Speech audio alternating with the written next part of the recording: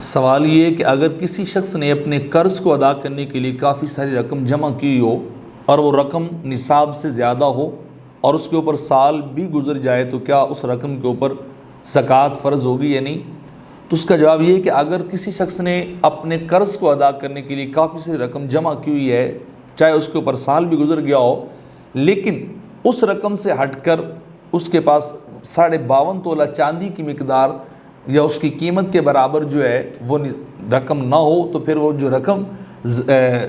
قرض کو ادا کرنے کے لیے جمع کی گئی اس کے اوپر زکوٰۃ نہیں ہوگی، کیونکہ وہ اس کا قرض ہی شمار ہوگی۔ یہ الگ بات ہے کہ اس نے ابھی تک اس کو اپنے پاس رکھا ہے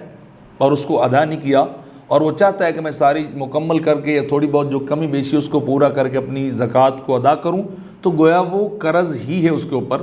جو اس نے ادا کرنا ہے اور اس کا نصاب اس قرض کے اندر آ رہا ہے۔ ہاں، اگر اس رقم سے ہٹ کر 52.5 تولہ چاندی کی قیمت کے برابر اس کے پاس پیسے ہوں اور وہ سال گزر جائے تو پھر اس ایکسٹرا رقم کے اوپر جو ہے زکوٰۃ فرض ہوگی۔ اس جو قرض کی مد میں واپس کرنی ہے رقم، اس کے اوپر کسی صورت بھی زکوٰۃ جو ہے وہ فرض نہیں ہوگی۔